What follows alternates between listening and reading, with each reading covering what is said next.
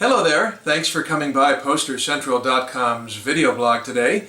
I'm Pete Howard, and boy, what a historic early jazz concert piece this is, right? Thelonious Monk, one of the true masters in the 1940s in New York City. Boy, what a just a sweet, great poster. I'll come in for a little bit of a close-up here. Look at that white banner, Bop versus Calypso. Isn't that cool? And there you've got another white banner with a date on it. You know, wow, it's just so, these things are so fun to find and discover and stuff. You know, and you've got this theme, if you will, of Bop versus Calypso. Obviously the club or the venue looking for a theme to draw in patrons with this window card. 1948 again, wow. But you know, with all due respect to Calypso music, Bop is the reason, bebop jazz is the reason we're here. I mean, let's face it, Monk is just, you know, such a legend, and this is just so fun and so early in his career. So it's just a beautiful, you know, red and black and white color scheme, which means a black and white poster with red added, but to great effect, of course.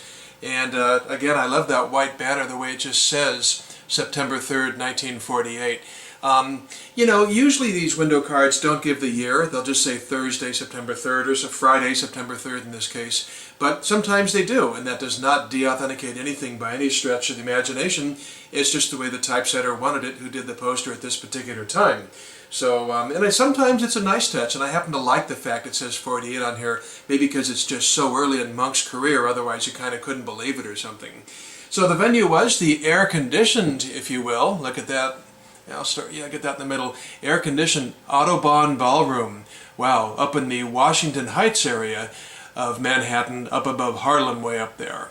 And then you've got those musicians. Look at that. Boy, I just think that is so cool, with those three artistic renditions of their faces. And it's led, of course, by the guy in the center, Thelonious Monk, the high priest of bebop. And heck, I can come in as close as I want, I guess, on that. That's just such a sweet...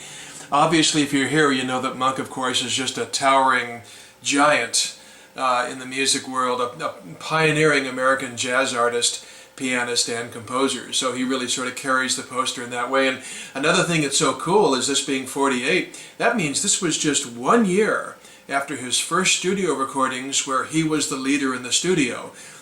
He had played a year or two earlier with somebody else, but as Monk sessions, only 1 year after he did his first Monk recordings for Blue Note, which came out as Genius of Modern Music Volume 1.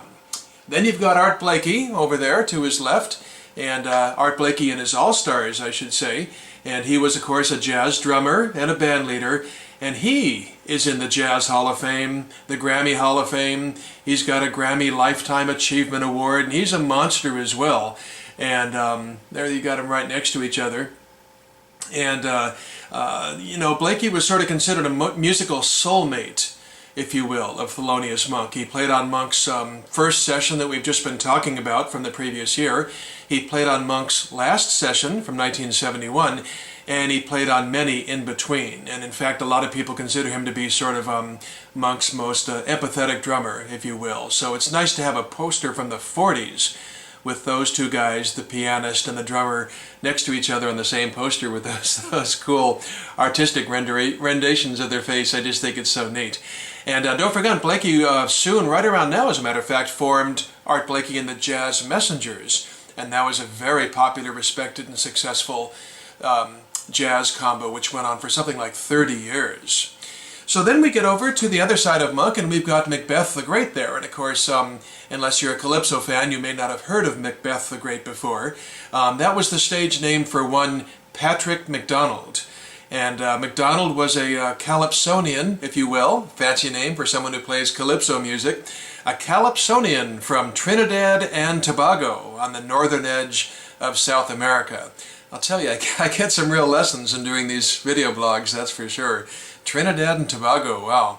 But you know, Macbeth the Great, or I should say Patrick MacDonald, sure, he's on a lot of these old jazz posters that I've come across, but his son Ralph was only 4 years old, as a matter of fact, at the time of this poster, and his son Ralph went on to make quite a name for himself in the mainstream music business once he became of age and everything. He went on to write Where Is the Love for Roberta Flack and Donny Hathaway, and he wrote Just the Two of Us, which Bill Withers turned into a big hit. And Again, Macbeth the Great's son, Ralph MacDonald, even played on one of the biggest selling albums in history. That's the Saturday Night Fever soundtrack. And appropriately so, he played a track called Calypso Breakdown, which we may not recognize it by the title, but if we know the album, we'd recognize it in a heartbeat.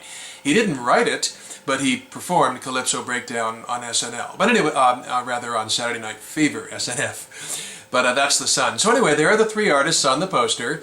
And if you get down here a little bit toward the bottom, interesting to note, in the black print there, it says subscriptions, $1.50. Very unusual wording. I don't know if that means you're a regular at the club or whatever, at the venue. And then at the door, $1.75. And then it's got just two phone numbers, two names and phone numbers for reservations.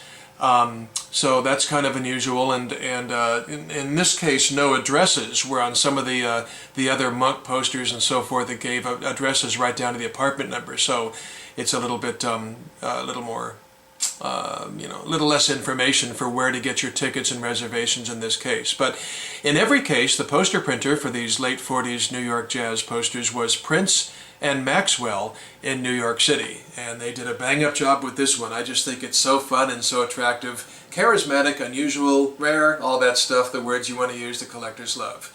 So, bebop jazz fans, hope you enjoyed this one. It was great fun to show it to you.